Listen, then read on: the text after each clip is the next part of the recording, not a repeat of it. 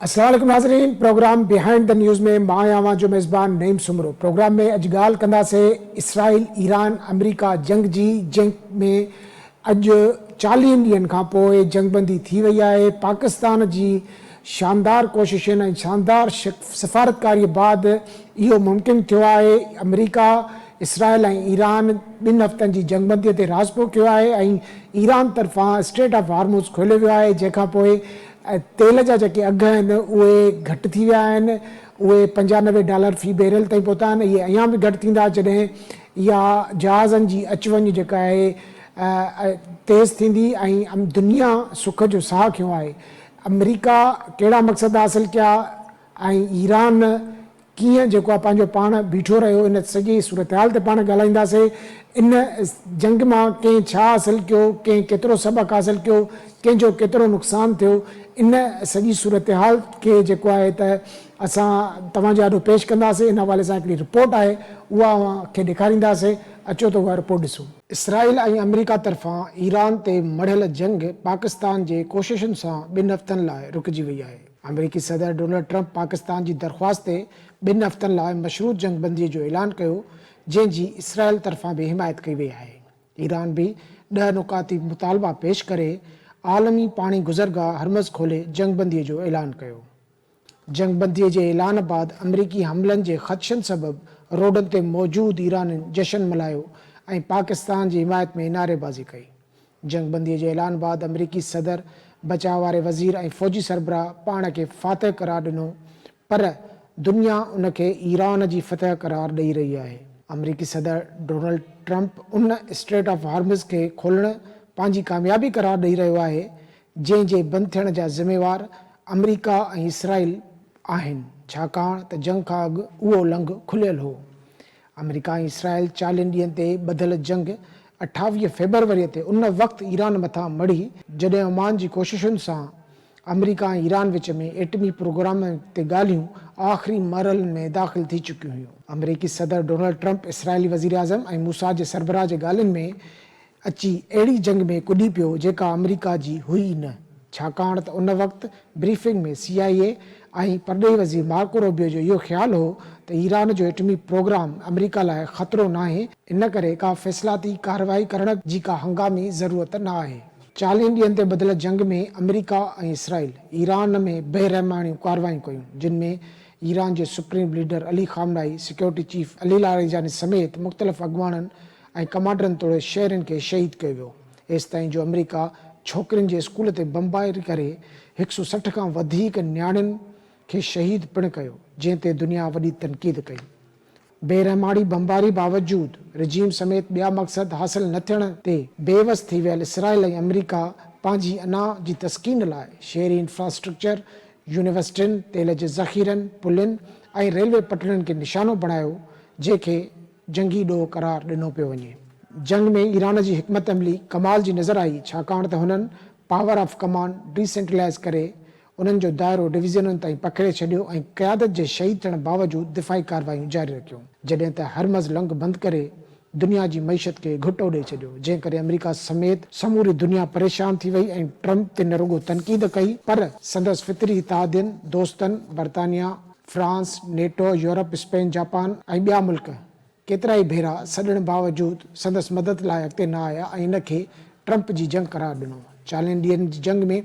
Iran खां पोइ सभ खां वधीक मुतासिर नार मुल्क थिया आहिनि, जिन पिणु जंगबंदीअ जी आजियां कंदे पाकिस्तान जे किरदार जी वाखाण कई आहे। पर हिन जंग जे विलन इसराइल ईरान सां त जंगबंदीअ जी हिमायत कई आहे, पर लबनान ते हमला जारी रखण जो ऐलान कयो आहे। अमेरिका ऐं ईरान में मुस्तक़िल जंगबंदीअ खां अॻु मुआदे लाइ जुमे ते इस्लामाबाद में ॻाल्हियूं रिथियूं वयूं आहिनि। ॾिसजे त इस्लामाबाद में थींदड़ ॻाल्हियुनि में केतिरी अॻुभराई थिए थी, पर हाणे ईरान ते ॿीहर जंग शुरू थियण जा इम्कान घटि नज़र अचनि था, छाकाणि त अमेरिका खे ॿीहर जंग शुरू करण लाइ को पुख़्तो जवाज़ पेश करणो पवंदो, जेको न अॻु हो न ई हाणे आहे। हिन जंग मां अरब मुल्कनि खे बि सिखणो पवंदो ऐं पंहिंजी पॉलिसियुनि ते नज़रसानी करणी पवंदी, छाकाणि त जंहिं अमेरिका जा अॾा हिननि पंहिंजे मुल्कनि में क़ाइमु कया, उहो संदन हिफ़ाज़त न करे सघियो ऐं अमेरिका रुॻो इसराइल सां गॾु बीठल नज़र आयो। ईरान जो मैदान अमेरिका ऐं इसराइल लाइ अहिड़ो त ख़ौफ़नाक साबित थियो जो 40 ॾींहं बदतरीन हमला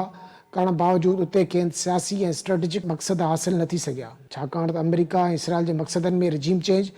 ईरान जी मिसाइल सलाहियत ख़त्म करणु ऐं स्ट्रेट ऑफ हार्मस ते कंट्रोल हासिल करणो हो, जंहिंमां हिकु बि हासिल न थियो। अहिड़ी सूरत हाल बाद अमरीकी सदर मुख़्तलिफ़ वक़्तनि ते ईरान खे डेडलाइंस ॾींदो रहियो, जिन खे ईरान खंघियो ई न, ऐं हिकु वक़्त ते त हू गारियुनि ते बि लही आयो, जंहिं ते सॼी दुनिया में बदस्त घणी तनक़ीद थी,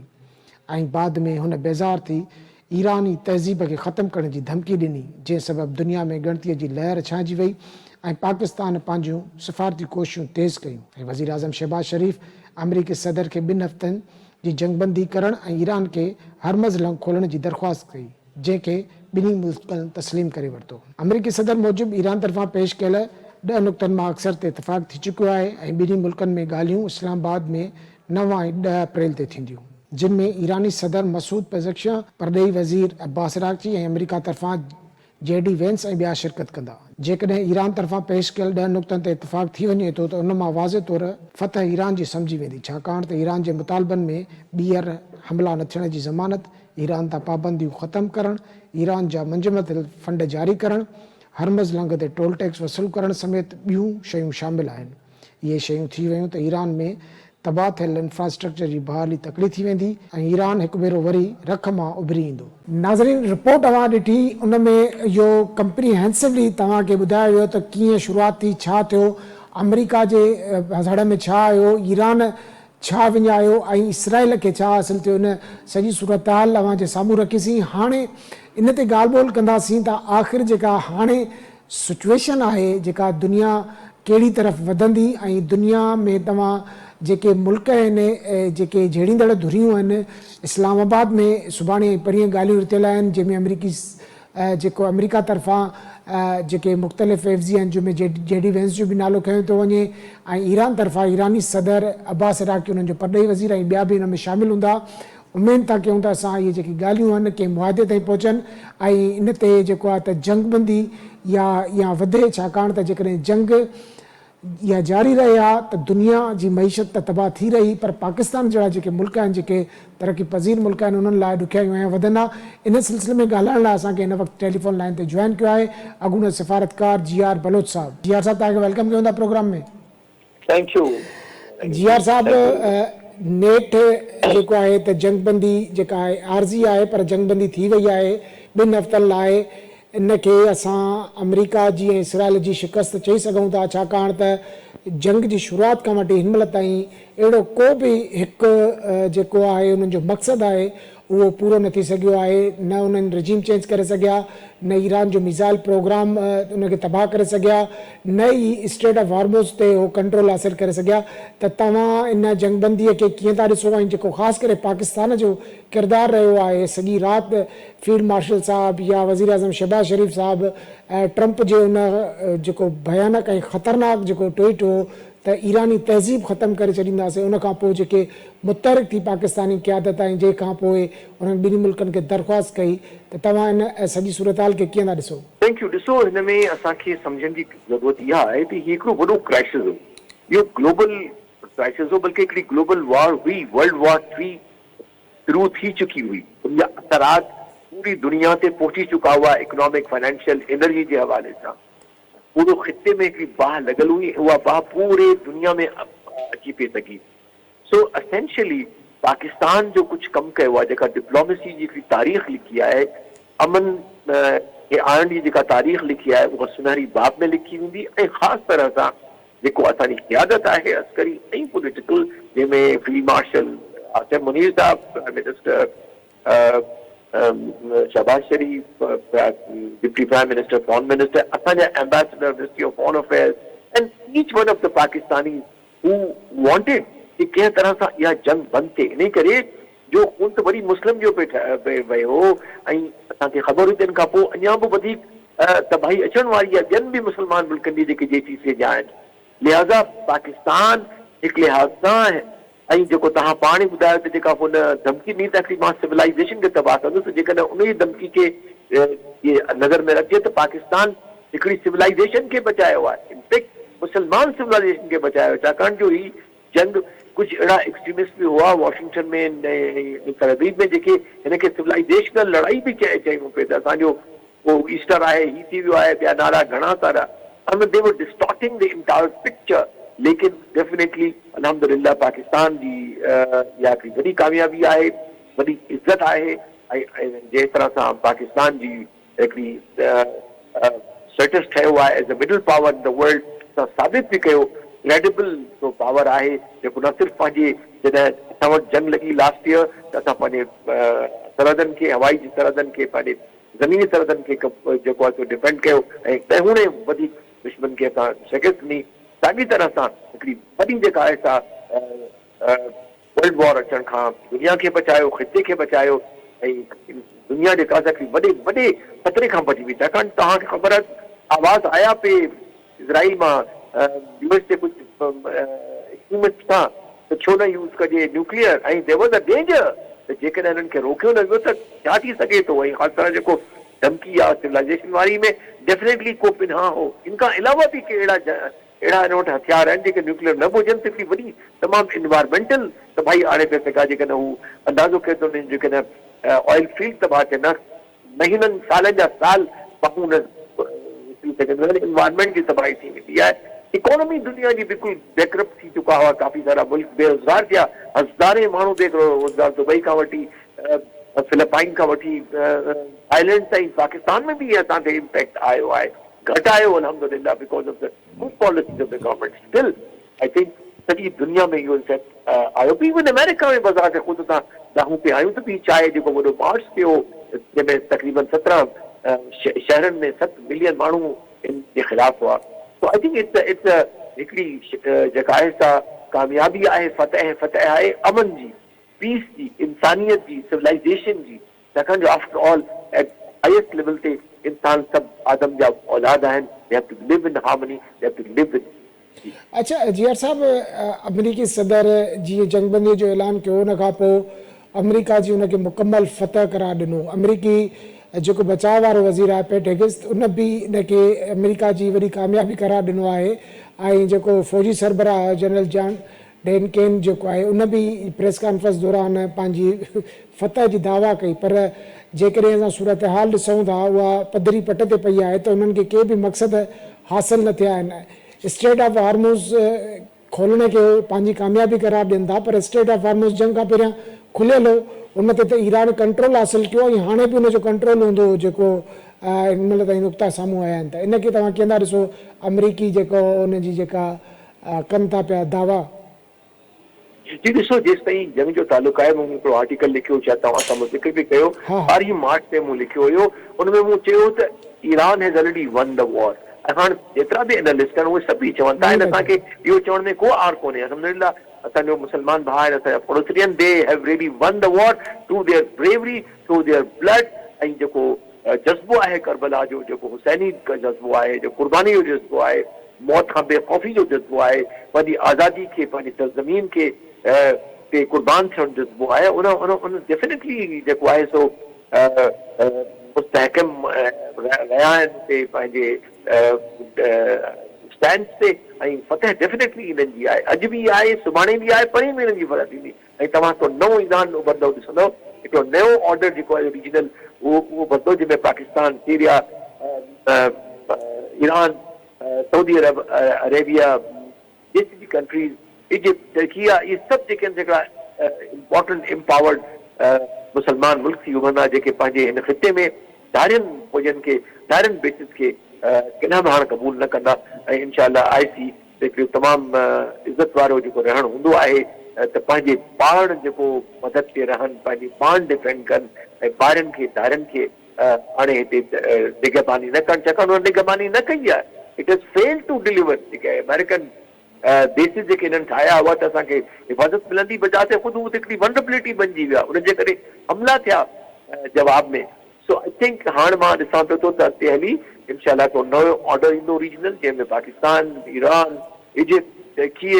सऊदी अरब, जीसीसी ॿिया कंट्रीज़ जेके आहिनि उहे इम्पोर्टेंट, चाइना उन सां गॾु हूंदो त हिकिड़ो अहिड़ो ऑर्डर जेको सूरत ते हुजे, हिकिड़ो अहिड़ो ऑर्डर जेको यूएन जे चार्टर मुताबिक़ हुजे, हिकिड़ो अहिड़ो जेको पुरमन हुजे, सभिनी जी भलाई लाइ हुजे, लड़ाइनि जे लाइ न हुजे। सो आई थिंक होपिंग कि हाणे बहितर मुस्तक़बिल तरफ़ ख़ितो वेंदो ऐं दुनिया वेंदी। अच्छा जियार साहब, इसराइल तरफ़ां ईरान सां जंगबंदी जेका ॿिनि हफ़्तनि जी आहे उनजी त हिमायत कई वई आहे, पर उन लबनान ते हमला जारी रखण जो ऐलान कयो आहे। वॾी बेरहमी सां चवंदा त 10 मिंटनि में 100 खां वधीक हमला कया विया आहिनि लबनान ते। त तव्हां नथा सम्झो त जॾहिं जंगबंदी आहे त उहो उन में लबनान बि शामिल हो, ऐं छा सम्झो था त जेके ॻाल्हियूं थींदियूं त इन में लबनान खे बि इन जंगबंदी में शामिलु कयो वेंदो, ऐं जे न कयो वेंदो त पोइ त सूरत हाल जीअं जो तीअं रहंदी, छो त लबनानी वज़ीर आज़म बि इहा अपील कई आहे आलमी अॻुवाननि खे त लबनान ते बि हमला रोकिया वञनि। जी डेफिनेटली इज़राइल हिकिड़ो वॾो अहिड़ो वॉर मॉन्गर जेको प्राइम मिनिस्टर उते बीठो आहे, जेको ज़ुल्म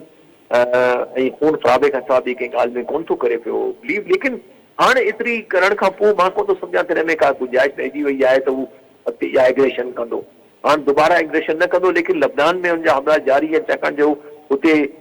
कमज़ोर हुकूमत आहे, कम आहे, एतिरी उन वटि घणी पावर आहे, एयर पावर आहे इज़राइल वटि। लेकिन उमेद इहा ई कजे थी त जीअं इहो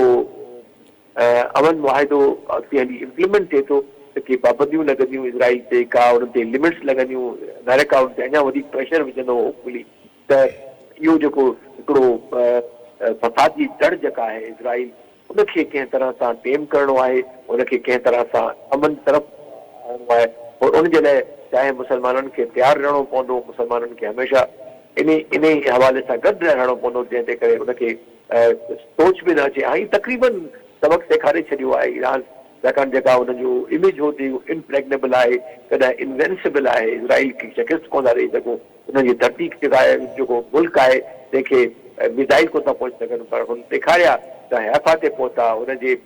जेका न्यूक्लियर हो उन ते पहुतो, शहर ते पहुतो। So I think now Israel is expose उन जा वीकनेसिस, हुन जूं जेके ख़ामियूं आहिनि, जेके हुनजी इमेज आहे दुनिया में, उहा बि ख़तम थी चुकी आहे। सो होपफुली अॻिते हली इज़राइल ऑलरेडी अकेलो आहे, पर मुकमिल तरह सां इलिजिटिमेट स्टेट आहे त इलिजिटिमेट थियणु घुरिजे ऐं अञा वधीक इलिजिटिमेट। अच्छा जियर साहब, तव्हांजो बि सुठी जेका आहे त हिन शयुनि ते नज़र आहे, जंगबंदी जो ऐलान थी चुको आहे। उन खां सवाइ इस्लामाबाद में सुभाणे परीहं ॻाल्हियूं बि थींदियूं, जंहिंमें ईरानी सदर जे अचण जी बि ॻाल्हि थी आहे, ऐं अमेरिका तरफ़ां बि एफज़ी ईंदा। तव्हां छा था सम्झो त इनशाला को न को मुआहिदो फाइनल थी वेंदो, फॉर्म थी वेंदो, पर त तव्हां छा था सम्झो त इन मुआहिदे खां पोइ विच ओभर में ईरान जी पोज़ीशन तव्हां कीअं था ॾिसो उन खां पोइ? जी डेफिनेटली हिकिड़ो मतिलबु ईरान हिकिड़ो मज़बूत मुल्क थी बनंदो, हुनजो हिकिड़ो वक़ार अॻिते वधियो आहे। ठीकु आहे, ज़ख़्मी ज़रूरु थियो आहे, हुनजो नुक़सानु वॾो थियो आहे, हुनजा माण्हू शहीद थिया आहिनि, लेकिन डेफिनेटली ईरान हिकिड़ो मज़बूत ताक़त जे तौर ते इहो बनंदो ऐं थियण बि घुरिजे। छो न हुनखे हुअणु घुरिजे, छो हुन ते 40-47 सालनि खां वठी सैंक्शन्स आहिनि। इमेजिन कयो त 90 मिलियन पीपल आहिनि, 9 करोड़ माण्हू आहिनि, गैस में दुनिया ते 2 नंबर में आहिनि, ऑयल में चौथे 5 नंबर ते आहिनि, बिलियंस ऑफ डॉलर। ऐं इवन अदरवाइज़ तव्हां इहो ॾिसो, माण्हू कहिड़ा एंटरप्रेन्योर आहिनि, सैंक्शन जे बावजूद बि पंहिंजो एॾी मिलिट्री इक्विपमेंट ठाहिया आहिनि, पंहिंजा ड्रोन ठाहिया आहिनि, जेके पाण अमेरिका ऐं रशिया कॉपी पिया कनि, इज़राइल पियो कॉपी करे। इमेजिन कयो उन साइंस टेक्नोलॉजी, उन यूनिवर्सिटी, हाणे ॾिसो ज़ालिमनि छा यूनिवर्सिटी तबाह कयूं हुननि जी। इहो का जंग आहे, इहा बुज़दिली आहे, इहा हिकिड़ी गैर इंसानी ॻाल्हि। सो आई थिंक इंशाल्लाह they will rebuild their country, universities बणिजी वेंदियूं उन्हनि जी, जेके जेतिरा बि ईरानी आहिनि अञा वधीक जज़्बे सां इंशाल्लाह कमु कंदा। मूंखे तमामु घणी उमेद आहे त इंशाल्लाह Iran is very very important country of the region, will further strengthen its position. लेकिन अमन सां, प्यार सां, सभिनी सां कोऑर्डिनेशन सां हलंदो ऐं नयो ईरान असांखे नज़र ईंदो। अच्छा जियार साहब, हिन जंग मां अरब मुल्कनि बि तमामु घणो सबक़ु हासिलु कयो हूंदो, छाकाणि त उहे जीअं तव्हां बि चई विया पंहिंजे जवाब में त जीअं पंहिंजी हिफ़ाज़त लाइ जेके अॾा ठाहिया विया अरब मुल्कनि में अमेरिका तरफ़ां, उहे उन्हनि जी हिफ़ाज़त न करे सघिया, तो अरबनि उन जी हिफ़ाज़त कई, ऐं अलाए केतिरो उन्हनि जो नुक़सानु थी चुको आहे हिन महिल ताईं। तव्हां नथा सम्झो त हाणे अरब बि पंहिंजी पॉलिसी खे रिव्यू कंदा, ऐं उन जेकॾहिं पॉलिसी खे रिव्यू कंदा त कहिड़ा जेके आहिनि इम्कान आहिनि त उहो काॾे वधंदा, उन्हनि जी जेको झुकाव हूंदो कहिड़े मुल्कनि तरफ़ हूंदो? तव्हां जे नज़र में उहे अमेरिका वारे जेको सिफ़ आहे उन खां निकिरंदा, नई सिफ़बंदी नो डाउट थियणी आहे हाणे, त अरब मुल्क तव्हांखे कहिड़े पासे झुकंदे नज़र था अचनि? ॾिसो, जेके जीसीसी कंट्रीज़ आहिनि उहे डेफिनेटली रिव्यू कंदियूं पंहिंजे पॉलिसीज़ खे, ऐं हाणे उमेद इहा कई वञे थी त हू एतिरो सारो अमेरिका ते कोन भाड़ींदा, एतिरो सारो इज़राइल ते न भाड़ींदा ऐं कोशिशि कनि कि पंहिंजो JCC जो पंहिंजो को सिक्योरिटी आर्किटेक्चर डेवलप थिए, जेको थी सघे थो, थियणु बि घुरिजे, उन्हनि में आहे एतिरी क़ाबिलियत। सो आई थिंक होपिंग उन्हनि जेका डिपेंडेंस आहे हिन ते अमेरिका ते सा घटि थी वेंदी ऐं हू पंहिंजे पाण ते ख़ुदि कफ़ील थींदा पंहिंजी जे लाइ, पंहिंजी सिक्योरिटी जे लाइ। एंड इन्हनि जो असर रसूख जेको अमेरिका जो ऐं इज़राइल जो आहे, होपफुली उहो अञा बि घटि थियणु घुरिजे ऐं हू पाण वधीक इंडिपेंडेंट थियनि, हिक ॿिए सां कोऑपरेशन कनि, ईरान सां कोऑपरेशन कनि। लेकिन लाज़मी आहे हिकिड़ो फॉर्मल क़िस्म जो वरी अंडरस्टैंडिंग ठाहिणी पवंदी, उन लाइ बि कमु करणो पवंदो पाकिस्तान खे ऐं ॿियनि मुल्कनि खे जेके इन सॼी प्रोसेस में शामिल आहिनि। कंहिं तरह सां को नओं चार्टर वरी लोकल चार्टर जेको ईरान JCC कंट्रीज़, तो जीअं सऊदी अरब में पाण में रिकनसाइल कयो आहे ईरान, अहिड़ी तरह सां ॿिया जेकी कंट्रीज़ आहिनि से बि कनि ऐं होपफुली अॻिते हली इंशाअल्लाह हिकिड़ो पुरअमन जेको आहे सभु कनि। ठीकु आहे, थैंक यू सो मच। जी सर, जीअं तव्हां चयो था त बिल्कुलु हिकिड़ो इतिहाद थियणु घुरिजे जेके अरब मुल्क आहिनि उन्हनि में त पोइ असां जेकॾहिं हिन ख़िते ते ॾिसूं था त पाकिस्तान अहम प्लेयर नज़र अचे थो। तव्हां सम्झो था त पाकिस्तान सां गॾिजी अरब मुल्क को अहिड़ो इतिहाद जेको दिफ़ाई इतिहाद जीअं सऊदी अरब सां असांजो दिफ़ाई मुआदो आहे, ईअं छा अहिड़े क़िस्म जे मुआदे में ॿिया जेके मुल्क बि शामिल थी सघनि था ऐं उहे पंहिंजी फोर्स फॉर्म करे सघनि था? जी बिल्कुलु, इहा जेको पाकिस्तान ऐं सऊदी अरब जेको पीस मुआहिदो आहे या म्यूचुअल डिफेंस आहे, उहो हिकिड़ो बहितरीन टेम्पलेट आहे, हिकिड़ो बहितरीन मॉडल आहे, उनखे एक्सटेंड करे सघिजे थो ॿियनि मुल्कनि खे। ऐं इनफैक्ट हुयो बि Turkey was ready, Qatar was ready, so हाणे हिनखे वरी दुबारा रिव्यू करणो पवंदो ऐं होपफुली इन जे अंदरि सभिनी खे शामिल करे छॾणु घुरिजे ऐं hopefully they will be able to manage a peaceful JCC, हिकिड़ो ख़ुशहाल पुरअमन इंशाअल्लाह। बहुत शुक्रिया, थैंक यू सर। वॾी महिरबानी GR बलोच साहब। नाज़रीन, GR बलोच साहब जो मां ॻाल्हियूं ॿुधियूं, उन्हनि जो इहो चवणु हो त हे जेको मुआहिदो थियो आहे इहो तमामु हिकिड़ी वॾी कामयाबी आहे ऐं जेका हाणे ख़िते जी सूरत हाल आहे या विच ओभर जी सूरत हाल आहे उहा तब्दील थींदी। अरब मुल्क बि पंहिंजी पॉलिसियुनि खे रिव्यू कंदा ऐं इन खां सवाइ जेको आहे ऐं पाकिस्तान जो जेको किरदारु आहे इन जंगबंदीअ में उहो शानदार आहे, उनजी दुनिया तारीफ़ करे रही आहे, पर मुस्तक़बिल में बि जेका पाकिस्तान जी जेका अहमियत आहे उहा वधी वेंदी। हिते प्रोग्राम में वक़्तु आहे शॉर्ट कमर्शियल ब्रेक जो, मिलूं था ब्रेक खां पोइ।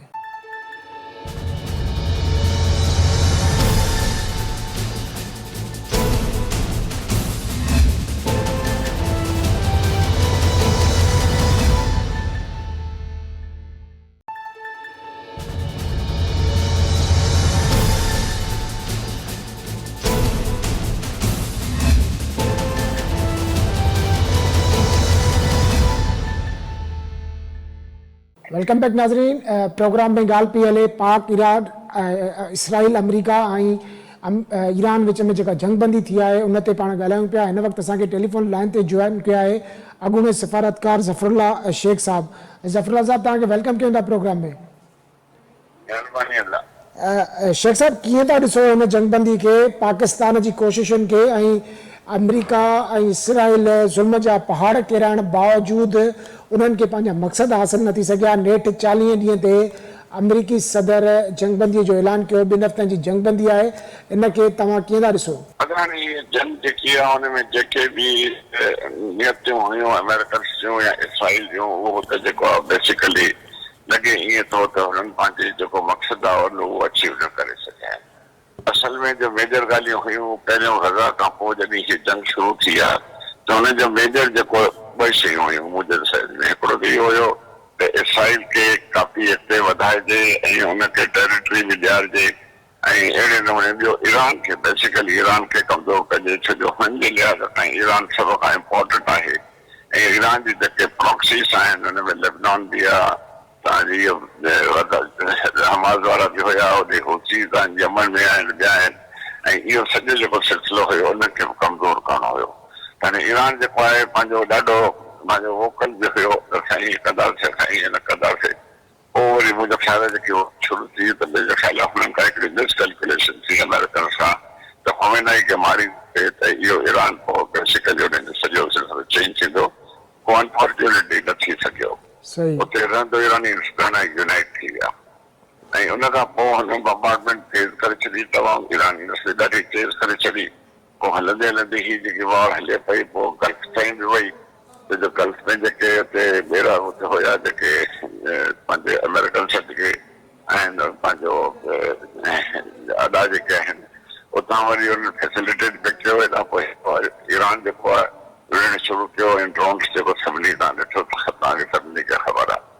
हाणे जेकी पोज़ीशन अची ईअं थी आहे त तमामु घणी हुई तव्हां हुन में डिस्ट्रक्शन ईरान जी बि कई त पाकिस्तान जेको आहे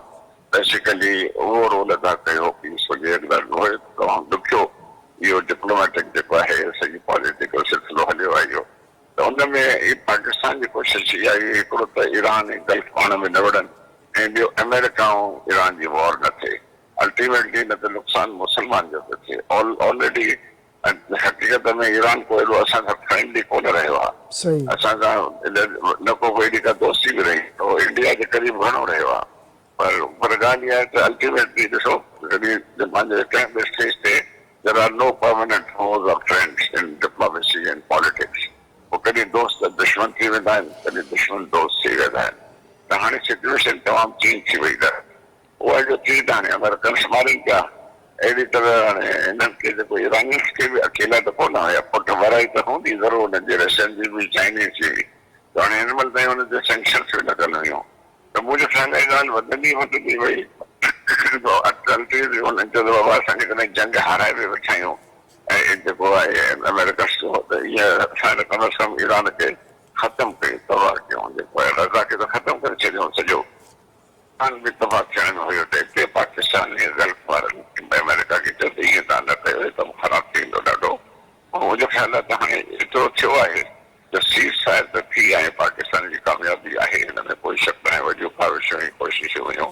उनमें चाइना खे बि तव्हां मिलाए सघो था चाइना पोयां उहो सपोर्ट काफ़ी करे पियो छो जो चाइना कॾहिं न पियो चाहे त अमेरिका तबाह थिए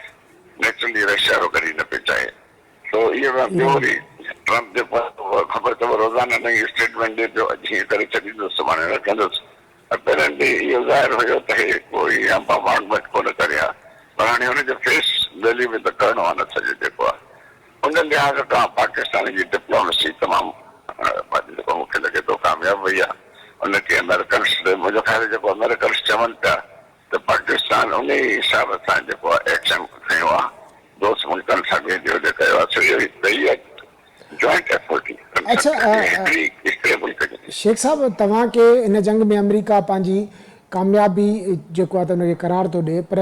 जेकॾहिं असां ॾिसूं त हुननि हिकु बि मक़सदु हासिलु न कयो आहे न रेजिम चेंज थी न मिज़ाइल प्रोग्राम हुननि जो तबाह करे सघिया न स्ट्रेट ऑफ हार्मुज़ जो कंट्रोल हासिलु करे सघिया त तव्हां जेका अमेरिका जो दावा आहे उनखे कीअं था ॾिसो अमेरिका खे वॾो लॉस थियो आहे डिप्लोमेटिक लॉस थियो आहे ऐं हिन वॉर खां पोइ उहो पंहिंजी सॼी पोज़ीशन विञाए वेठो आहे सो जेको हुननि जो पंहिंजी इंटेंशन हुई त इसराइल खे असां दोस्ती कराईंदासीं मुस्लमान मुल्कनि सां जेकी गाज़ा जे वॉर अॻु में जेकी थी हुई तव्हांखे यादि हूंदो त इसराइल जा डिप्लोमेटिक रिलेशन्स इहो ई सां बि थिया सूडान सां थिया बहरेन सां थिया ॿियनि सां काफ़ी त हुनजो मक़सदु इहो आहे त इसराइल खे अॻिते पोलिटिकली ऐं रिकॉग्नाइज़ कराइजे त हुनखे वॾो हिसो मिले ऐं फलस्तीन खे तमामु नंढो हिसो ॾिनो वञे उहो अध में रही वियो हुननि जो हाणे हिन वॉर खां पोइ साल ई पैदा नथो थिए सो इहो ॿुधण में आयो आहे त उहो चवंदा पंहिंजा अॾा बि था खणो हाणे असांजा इन्वेस्टमेंट जेके असांजा पैसा पिया आहिनि उहे बि वापसि तव्हां कयो त हिन सॼी जंग में अमेरिकन इहो रियलाइज़ कोन कयो ॾाढो ओवर कॉन्फिडेंट चयूं त असां ईरान खे ख़तमु कंदासीं असां रिजीम बि चेंज कंदासीं ऐं का ॻाल्हि कान्हे छो जो उहो बिल्कुलु हाणे उपतड़ थी वियो आहे बिल्कुलु उते American think tank even Trump administration खां पुछो आहे ॻाल्हि ॿुधाए त ईरान थ्रेट आहे असांखे असां छो हुनखे न चऊं त स्टेट ऑफ हॉर्मुज़ तव्हां बंदि कयो कहिड़ी शिप सां जंग गुज़रे थी तव्हांजो कहिड़ो कमु जे ॿियनि मुल्कनि में ईरान इज़ नॉट वेनेज़ुएला त तव्हां खणी हड़प करे हुनखे तव्हां करे वेंदो सो ईरान ते पोयां हिकु त अकेले ईरान इज़ नॉट अलोन हाणे छा थियो आहे हिन सॼे एपिसोड खां पोइ तमामु हुननि खे सॼी दुनिया मां ॾिसो नेटो मदद न कई यूरोपियन रिफ्यूज़ कयो असां न ईंदासीं तव्हांजा वॉर में पारिस जापान वारनि सभिनी रिफ्यूज़ कयो साउथ कोरिया रिफ्यूज़ कयो जेके हिन जा ख़ासि आहिनि सभई कंहिं अंदरि सपोर्ट न कई त पॉलिटिकली डिप्लोमेटिकली इकोनॉमिकली टई अमेरिकन खे तमामु वॾो सेटवर्क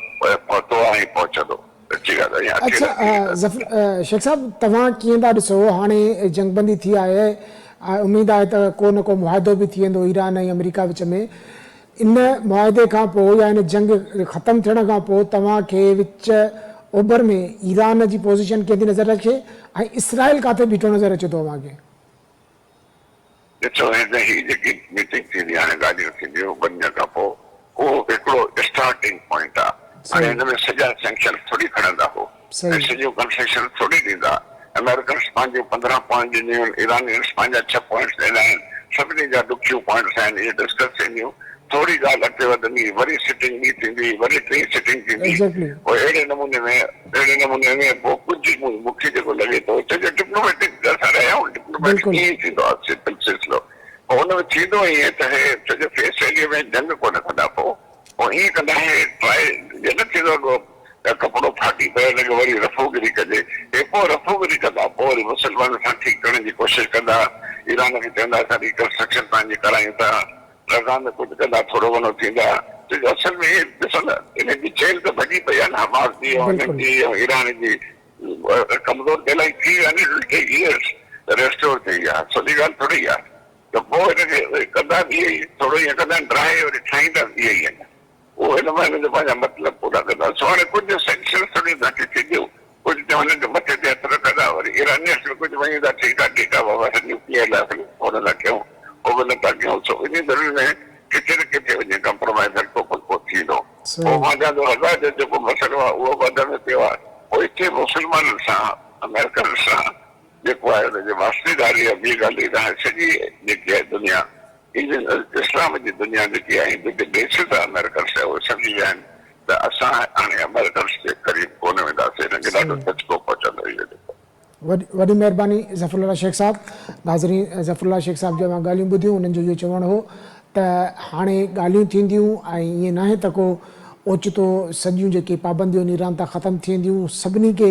धुरियुनि खे अकोमोडेट कयो वेंदो ऐं सभई जेके धुरियूं आहिनि उन्हनि खे गॾु हणी गॾु खणी हलंदा। ऐं ईअं ई अमेरिका जीअं ज़फ़रुल्लाह साहब चयो त अमेरिका ईअं पहिरियां ड्राईंदो बि आहे वरी ठाहींदो बि आहे, त अहिड़ी सूरत हाल थींदी। पर बहितरीनु ॻाल्हि इहा आहे त जंगबंदी थी वई आहे ऐं अॻिते जंग न थियण जी उमेद हिकिड़ी पैदा थी आहे। इहो दुनिया लाइ, पाकिस्तान लाइ ऐं हिन ख़िते लाइ तमामु सुठो सवण थियो आहे त जंगबंदी थी वई आहे ऐं इहा उमेद त कंहिं बहितर मुआदे ते ईरान ऐं अमेरिका विच में इन जो इख़्तिताम थींदो ऐं जंग ॿीहर हिन ख़िते में न थींदी। अॼु जे प्रोग्राम लाइ एतिरो ई। ईंदड़ प्रोग्राम ते ॾींदा इजाज़त। अल्लाह भाई।